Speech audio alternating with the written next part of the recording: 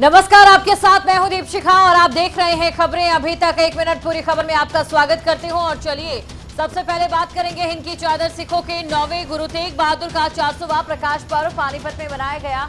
हरियाणा ही नहीं, देश भर से लोग यहां पर माथा टेकने के लिए पहुंचे और इस दौरान क्या कुछ खास रहा, दिखाते हैं आपको सिर्फ एक मिनट में पूरी खबर।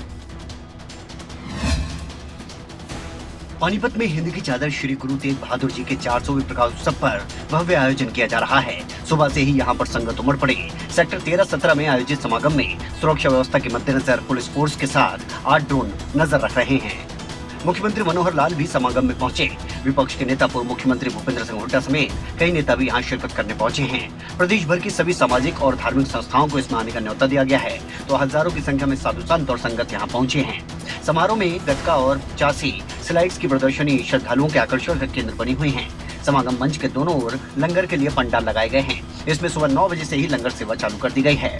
इसके अलावा 40 अन्य प्रकार के व्यंजनों की स्टॉल भी लगाई गई है। समागम के लिए 25 एकड़ में पंडाल बनाए गए हैं। साधु संत के लिए 60 एकड़ में पार्किंग बनाई गई है।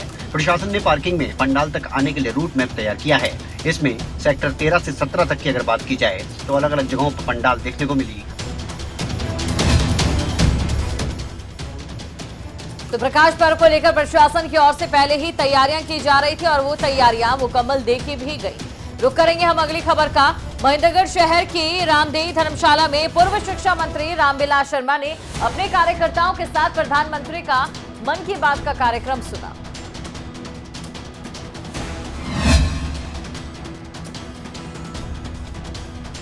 प्रधानमंत्री नरेंद्र मोदी ने रविवार को अपने रेडियो कार्यक्रम मन की बात के 88वें एपिसोड को संबोधित किया, तो वहीं महेंद्रगढ़ शहर की रामदेई धर्मशाला में पूर्व शिक्षा मंत्री रामविलास शर्मा ने अपने कार्यकर्ताओं के साथ बैठकर प्रधानमंत्री नरेंद्र मोदी की मन की बात कार्यक्रम को सुना। इस मौके पर पूर्व मंत्री रामविलास शर्मा ने कहा कि देश के प्रधानमंत्री नरेंद्र मोदी की मन की बात कार्यक्रम को सुनने के लिए महेंद्रगढ़ शहर की रामदेई धर्मशाला में वो पहुँचे हैं। आज के मन की बात सुनने के लिए इस धर्मशाला में बड़ी संख्या में नगर के लोग यहाँ उपस्थित रहे, पार्टी कार्यकर्ता उपस्थित रहे और आज का उल्लेखनीय कार्यक्रम यह है कि माता बहनें बड़ी संख्या में। रामविलास शर्मा का ये भी कहना था कि मन की बात मैंने अपने शहर में अपने परिवार के साथ सुनी है और मुझे बहुत अच्छा महसूस हुआ है। प्रधानमंत्री नरेंद्र मोदी की मन की बात कार्यक्रम को पूरे देश ने सुना। इस दौरान प्रधानमंत्री की ओर से कई बातें कही गई। तो पीएम नरेंद्र मोदी का मन की बात का कार्यक्रम, जहां पर उन्होंने डिजिटलाइजेशन को लेकर भी बात की और कहा कि आज गांव-गांव में जनता भीम और यूपीआई जैसी डिजिटल सेवाएं इस्तेमाल कर रही है। और चलिए हम रुक करेंगे अगली खबर का। हरियाणा में आए दिनों चारे का संकट गहराता जा रहा है, लिहाजा बीजेपी सांसद चौधरी धर्मवीर सिंह ने हरियाणा के सीएम मनोहर लाल को खत लिखा और उसमें चारे को लेकर अपनी मांगे रखी। देखिए एक मिनट में पूरी खबर।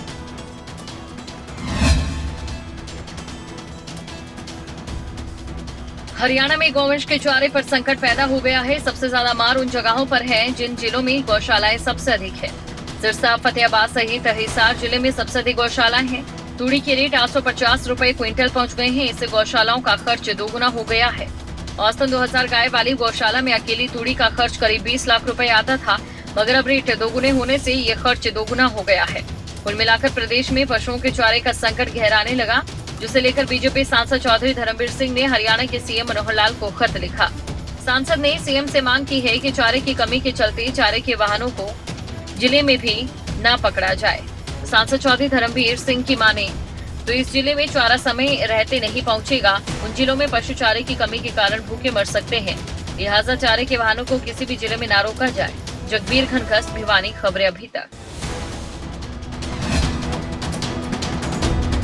तो चारे का संकट लगातार गहराता जा रहा है और इसी को लेकर ही आदेश दिए गए हैं। अब इसके बाद देखना ये होगा कि क्या चारे की कमी उसके बाद भी बनी रहती है। और चलिए अब हम रुक करेंगे अगली खबर का। कोरोना काल के दौरान स्वास्थ्य विभाग में अलग अलग पदों पर अपनी सेवाएं दे रहे कर्मचारियों को हरियाणा सरकार ने पिछले महीने पद मुक्त कर दिया था, जिसके बाद से लगातार कर्मचारी धरने पर हैं और वापस नौकरी बहाली की मांग कर रहे हैं। देखिए एक मिनट में पूरी खबर।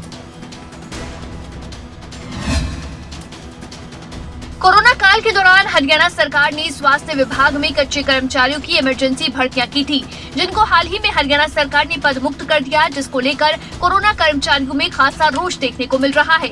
लगभग पिछले 22 दिनों से सभी निकाले गए कर्मचारी अपनी नौकरी की बहाली को लेकर धरना प्रदर्शन कर रहे हैं। इसी बीच नौकरी से निकाले गए कर्मचारी गृह मंत्री अनिल विज के पास अपनी फरियाद लेकर पहुँचे, लेकिन पुलिस ने कर्मचारियों की संख्या ज्यादा देखते हुए उन्हें अंदर नहीं जाने दिया। कोविड लैब्स जो हर डिस्ट्रिक्ट में खोली गई थी हरियाणा सरकार द्वारा, उनके अंदर का ये सारे पोस्ट्स के लिए जो रिक्वायरमेंट थी वो सब लोग साथी आज यहाँ अपनी मांगों का समर्थन मांग पत्र देने के लिए अनिल विज से मिलने आए।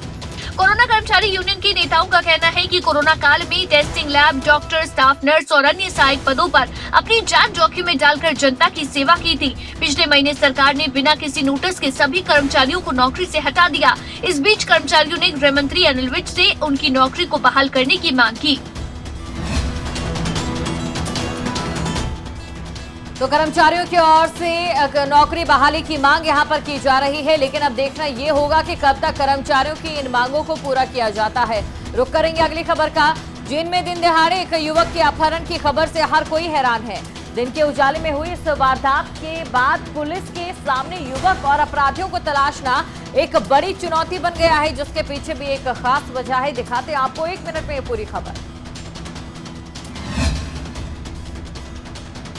हरियाणा में लगातार क्राइम का ग्राफ बढ़ता जा रहा है। चोर लुटेरों के बाद अब अपहरणकर्ताओं के हौसले भी बुलंदियों पर है, और इसका एक सबसे बड़ा उदाहरण जींद से सामने आ चुका है। जी हाँ, जींद में दिन दहाड़े एक युवक का अपहरण कर लिया जाता है, जिसके बाद इलाके में दहशत का माहौल भी है। शहर थाना पुलिस ने परिजनों की शिकायत के आधार पर मामला दर्ज कर लिया है। अपराधियों को पकड़ने के लिए पुलिस ने 2 टीमों का गठन किया है। ये दोनों टीमें अब बदमाशों की तलाश में है, जिन्होंने एक युवक का अपहरण किया है। पुलिस ने यह भी बताया कि 2 गाड़ियों में सवार होकर ये बदमाश आए थे, जिन्होंने एक युवक का अपहरण किया है। लेकिन सवाल ये उठता है कि आखिरकार एक युवक का अपहरण क्यों किया गया है, और गाड़ियों में सवार होकर इतने बदमाश क्या किसी गैंग के सदस्य हैं, या फिर ये सोची समझी कोई साजिश है, या कोई रंजिश। कई तरह के सवाल हैं जो एक जांच का विषय है। और वहीं पुलिस की प्राथमिक जांच में लेन देन का मामला बताया गया है, लेकिन फिर भी जांच का विषय है कि आखिरकार यह अपहरण किस वजह से किया गया। लगातार आपराधिक वारदातें बढ़ रही हैं। दिन दिहाड़े एक युवक का अपहरण किया जाता है। अब ऐसे में देखना यह होगा कि पुलिस के हाथ कब तक कोई सुराग लग पाता है। हरियाणा नारकोटिक्स कंट्रोल ब्यूरो ने 2 नशा तस्करों को नशे की बड़ी खेप के साथ काबू किया। आरोपियों के कब्जे से 2 किलो 72 ग्राम अफीम और 270 ग्राम नशीला पाउडर बरामद किया गया है। 1 मिनट में दिखाते हैं आपको ये फुल रिपोर्ट। हरियाणा के कुरुक्षेत्र जिले में नशा तस्करों का नेटवर्क नेस्तनाबूद करने के लिए बने हरियाणा नारकोटिक्स कंट्रोल ब्यूरो ने धर्मनगरी कुरुक्षेत्र के थानेसर उपमंडल में दस्तक दी। एक चेकिंग अभियान के दौरान 2 अलग-अलग मामलों में वीरेंद्र वर्मा और सलमान खान नाम के एक अपराधी को काबू कर आरोपियों के कब्जे से 2 किलो 72 ग्राम अफीम और 270 ग्राम नशीला पाउडर बरामद किया गया। 2 लोगों के खिलाफ दर्ज किए हैं, जिसमें पहले मामले में 22 ग्राम अफीम जो है वो पकड़ी गई है, और इस व्यक्ति से पूछताछ में जहां से ये व्यक्ति जिस दूसरे बंदे से लेकर के आया था। पुलिस की टीम ने 2 अलग-अलग मामलों में 2 नशा तस्करों को भी काबू किया और 22 ग्राम अफीम, सलमान खान नाम के एक अपराधी के कब्जे से 2 किलो 50 ग्राम अफीम और 270 ग्राम नशीला पाउडर बरामद किया गया है। इन दोनों आरोपियों के खिलाफ अलग-अलग थाना शहर थानेसर, थाना सदर थानेसर में NDPS एक्ट के तहत मामले भी दर्ज किए जा चुके हैं। तो नशे के खिलाफ प्रशासन की ओर से जोर शोर से अभियान चलाया जा रहा है, और ऐसे में पुलिस कई जगह दबिश भी देती नजर आ रही है। और चलिए हम रुक करेंगे अगली खबर का। करनाल जिले में एक युवती ने ससुराल पक्ष से परेशान होकर फांसी लगाकर आत्महत्या कर ली, जिसके बाद अब पुलिस ने युवती के पति को हिरासत में लिया है। वहीं करनाल से भी एक ऐसा ही मामला सामने आया, जहां नेशनल हाईवे पर पश्चिमी यमुना नहर में एक युवती छलांग लगाने की वाली थी कि वहां मौजूद 2 युवकों ने युवती को बचा लिया। फौरन युवकों ने इसकी जानकारी पुलिस को दी। मौके पर पहुंची पुलिस युवती को थाने ले गई। दरअसल युवती मानसिक रूप से परेशान है और परिजनों पर मारपीट करने के आरोप लगा रही है। पापा मारते हैं, मेरे जीजा इनको मारते हैं, तो मैं परेशान हूँ। तो मैं इस करके मैं अपनी आत्महत्या करूँ। आपको लगता है कि 1 मिनट लेट होते तो ये पूछ जाते? बिल्कुल जी, 1 मिनट क्या जी, 10 सेकंड लेट होता है, पीछे इनकी वापस ना आता तो ये बस कूद लीजिए। 15 दिन की बात है, जब भी मरने की कोशिश करी है इसने, जी मैं कर ली और तो क्या कर सकती हूँ, मैंने दुआ भी दुआ दी। ये तो कहती है माँ मारती है, ना जी मैं कोई नहीं मारती है, मेरे लड़की और 3 बच्चे भी तो है मेरे, उनको भी नहीं मारती मैं। अकेले ना छोड़ा करें ना, ऐसे बच्चा पता है अगर ऐसा है कोई। 24 घंटे ऐसे मेरे पास में कैसे रह सकते हैं 24 घंटे, और बच्चे नहीं है मेरे। तो युवती को बचाने वाले ने ये कहा है कि अगर 10 सेकंड लेट हो जाता तो शायद युवती बच नहीं पाती। ऐसे में जहां समाज को संदेश भी जाता है कि हमें मदद करनी चाहिए, वहीं दूसरी तरफ इसका दूसरा पहलू ये है कि आत्महत्या जिसे अपराध करार दिया गया है, उसे जिस तरीके से इस समय देखा जा रहा है कि लगातार मामले बढ़ रहे हैं, प्रशासन की ओर से और खुद जनता इसको लेकर कितना सजग दिखाई देती है, ये बड़ा सवाल है। रुक करेंगे अगली खबर का। नो में राजीव गांधी खेल परिसर की हालत सुधारने के लिए खेल विभाग ने करोड़ों की राशि तो भेजी, लेकिन अन्य सुविधाओं की नजरअंदाजी से यहाँ के हालात बद से बदतर होते नजर आ रहे हैं। देखिए 1 मिनट में ये पूरी खबर। नौ में खंडर हो चुके राजीव गांधी खेल परिसर की हालत सुधारने पर भले ही खेल विभाग ने करोड़ों की राशि खर्च की हो, लेकिन स्टाफ की नियुक्ति से लेकर सुविधाओं की तरफ सरकार का इस महकमे पर कतई ध्यान नहीं है। न कोच है, न बिजली है और न ही पानी। खेल का सामान नहीं है, मैदान समतल नहीं है। मीडिया में लगातार मामला उठाया गया तो खेल मंत्री ने स्टेडियम की मरम्मत के लिए करोड़ों रुपए की राशि भेज दी, लेकिन स्टाफ की नियुक्ति और सुविधाओं की फाइल को ठंडे बस्ते में डाल दिया गया, जिसके चलते इनकी हालत बद से बदतर हो गई। उबड़ खाबड़ मैदान होने के साथ साथ कोच और ग्राउंड्समैन तो दूर, चौकीदार चपरासी तक की नियुक्ति खेल परिसर में नहीं की गई। स्टेडियम अब शराबियों का अड्डा बन गया है, बड़ी बड़ी घास खड़ी हुई है। तो ये खेल स्टेडियम है हमारे पिनंगुआ में, ये 2011 में बना था। उसके बाद इस पे कोई ना तो कोई कोच आता है, ना कोई खेलने आता है। इसकी दुर्व्यवस्था खराब हो चुकी है, यहाँ दारू का अड्डा बन चुका है। तो यहाँ पर बने इस खेल परिसर की फिलहाल दुर्दशा इस समय तमाम जनता देख रही है और दर्शक भी देख रहे हैं। अब ऐसे में देखना सिर्फ यही होगा कि कब तक इसकी हालत को सुधारा जाता है। रुक करेंगे अब हम अगली खबर का। चरखी दादरी पहुंची बीजेपी ने बबीता फोगाट चरखी दादरी में पहुंची बबीता फोगाट ने विपक्ष पर निशाना साधा और कहा कि दिल्ली में आम आदमी पार्टी और कांग्रेस ने मिलकर दंगे करवाए हैं। दिखाते हैं आपको 1 मिनट में पूरी खबर। दंगल गर्ल बबीता फोगाट ने एक बार फिर आम आदमी पार्टी और कांग्रेस पर निशाना साधा। दरअसल बबीता फोगाट चरखी दादरी में प्रशासन की ओर से लगाए गए देसी चिराग हट कार्यक्रम में पहुंची। इस दौरान उन्होंने उत्थान योजना के तहत लगाई गई प्रदर्शनी का भी अवलोकन किया और कहा कि ऐसे कार्यक्रमों से हरियाणा ही नहीं बल्कि देश में अलग पहचान मिलेगी।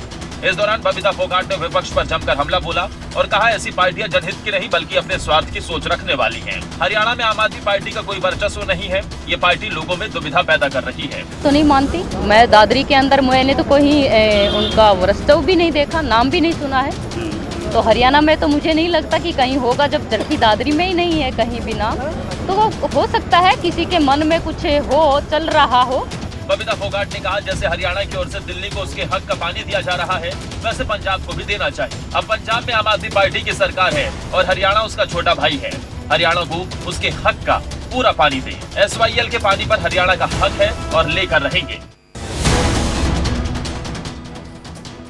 इस दौरान जहां पर SYL के पानी को लेकर बबीता फोगाट ने अपनी राय रखी तो वहीं विपक्ष पर भी जमकर निशाना बबीता फोगाट साधती नजर आई। रुक करेंगे अगली खबर का। कुरुक्षेत्र के लोक नायक जयप्रकाश अस्पताल के कर्मचारी की मौत का मामला अब गर्मा गया है, जिसके चलते पीड़ित के परिजनों ने कुरुक्षेत्र कैथल मार्ग पर जाम लगा दिया। 1 मिनट में समझिए ये पूरी खबर। कुरुक्षेत्र कैथल मार्ग से रोड जाम की तस्वीरें सामने आई है, जहां अस्पताल के कर्मचारी की मौत का मामला अब गर्माता हुआ दिखाई दे रहा है।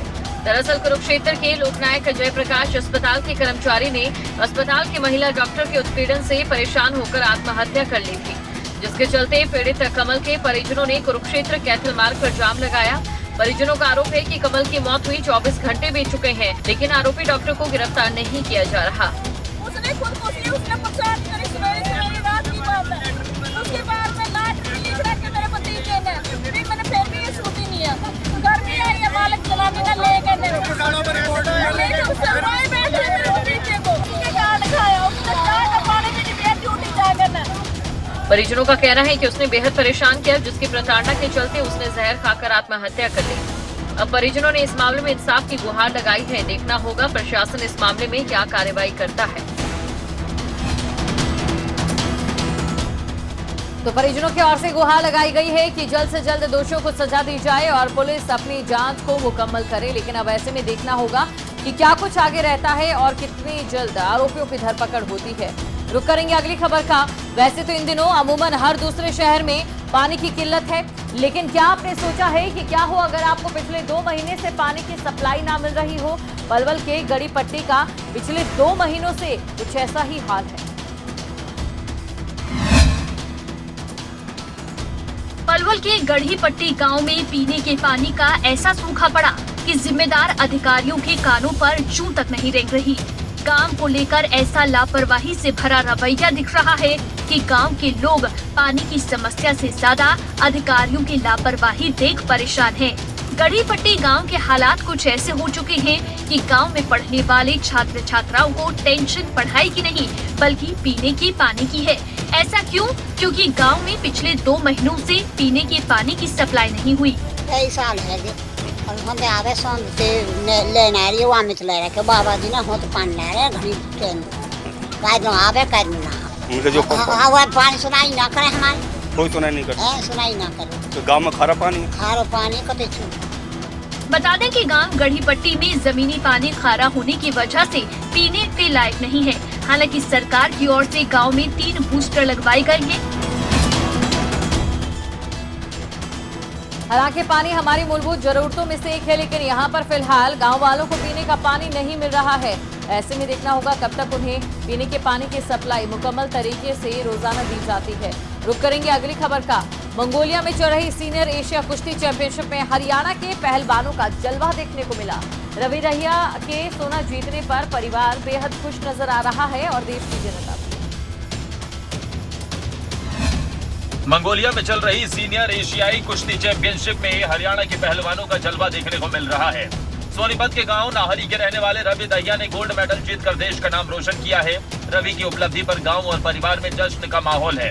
परिवार और गांव वालों को उम्मीद है कि 2024 ओलंपिक में रवि अपने मेडल का रंग बदलकर गोल्ड करेंगे और देश का नाम रोशन करेंगे। रवि की इस उपलब्धि पर परिवार में जश्न का माहौल है। रवि दहिया के पिता ने बताया कि इस साल कई प्रतियोगिताएं हैं और उन्हें उम्मीद है कि रवि हर प्रतियोगिता में देश के लिए गोल्ड मेडल जीतकर देश का नाम रोशन करेंगे। रवि दहिया के पिता ने बताया कि 2024 ओलंपिक में रवि अपने मेडल का रंग बदलेगा और देश के लिए गोल्ड मेडल जीत कर लाएगा। भगवान ने चाहा तो पूरी कर देंगे, हमें पूरा विश्वास है। बहुत ही मेहनती लड़का है, बहुत ही अच्छा लड़का है। ये नारी के लिए और हरियाणा के लिए गर्व की बात है और अब की बार पक्का 2024 में ओलंपिक में गोल्ड ही लेकर आएगा। उन्होंने कहा कि रवि देश लौटेगा तो उसका धूमधाम से स्वागत किया जाएगा।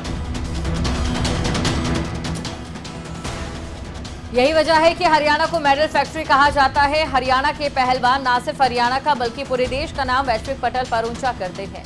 अब रुक करेंगे अगली खबर का। यूक्रेन और रूस के बीच जंग जारी है और इस जंग में किसे बढ़त मिल रही है ये कह पाना मुश्किल है, क्योंकि दोनों ही देश बढ़त का दाव कर रहे हैं। जहां रूस का दावा है कि उसने मारियोपोल शहर को जीत लिया, तो वहीं यूक्रेन ने युद्ध में हजारों रूसी सैनिकों की हत्या का दावा किया है। रूस यूक्रेन के बीच जंग जारी है। कई देशों की मध्यस्थता के बावजूद दोनों देश किसी स्थायी हल तक नहीं पहुंच पा रहे। तो वहीं रूसी सेना आए दिन जहां और ज्यादा हमलावर होती जा रही है, वहीं यूक्रेनी सेना भी डटकर मुकाबला कर रही है। ऐसे में फिलहाल युद्ध का हल होता नजर नहीं आ रहा, लेकिन अब दोनों देशों की तरफ से जो दावे सामने आ रही हैं, वो एक दूसरे के दावों से बेहद मुख्तलिफ है। रूस जहां यूक्रेन के प्रमुख शहरों पर कब्जे का दावा कर रहा है, वहीं यूक्रेनी सेना के दावे बेहद अलग है। दरअसल यूक्रेनी सेना की तरफ से एक बड़ा दावा किया गया और कहा गया कि यूक्रेनी सेना ने बड़ी संख्या में रूसी सैनिकों को मारा है। बाकायदा आंकड़ा जारी किया गया जिसमें कहा गया कि 21,000 रूसी सैनिक मारे गए। ये चौंकाने वाला दावा है। तो वहीं रूस ने यूक्रेनी दावे को नकार दिया और मरने वाले रूसी सैनिकों का कोई भी आंकड़ा जारी नहीं किया। अब देखना होगा युद्ध के हल के लिए यूक्रेन की तरफ से क्या कोई पहल की जाती है।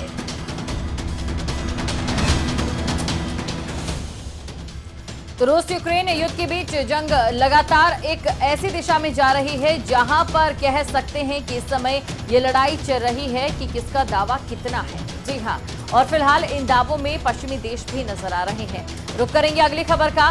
तालिबान के राज संभालने के बाद अफगानिस्तान में कुछ दिनों तक शांति देखने को मिली, लेकिन अब फिर से अफगानिस्तान में बम धमाकों की खबरें सामने आने लगी है और तालिबान की सरकार जिसे दुनिया से मान्यता चाहिए उसके लिए भी ये खबर अच्छी नहीं है। इसे भी संयुक्त राष्ट्र सुरक्षा परिषद ने अफगानिस्तान की हालत की निंदा की है। अफगानिस्तान में एक बार फिर से धमाके हो रहे हैं। हालांकि पहले माना यह जा रहा था कि अफगानिस्तान में तालिबान ने जब से कब्जा जमाया है तब से कोई द्वंद्व नहीं है और अब धमाकों की खबरें नहीं आ रही, लेकिन हाल ही में अफगानिस्तान में एक के बाद एक 3 धमाके सामने आए।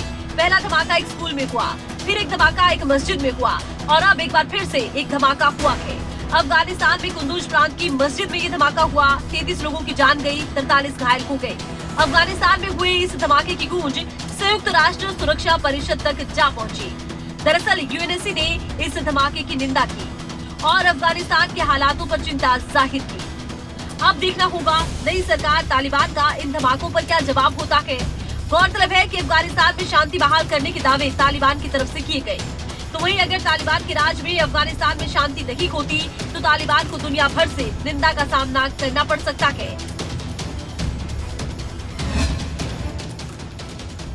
अफगानिस्तान एक बार फिर से बम धमाकों से दहल उठा है और इसी बीच अफगानिस्तान ये मांग भी कर रहा है कि उसे वैश्विक स्तर पर मान्यता दी जाए।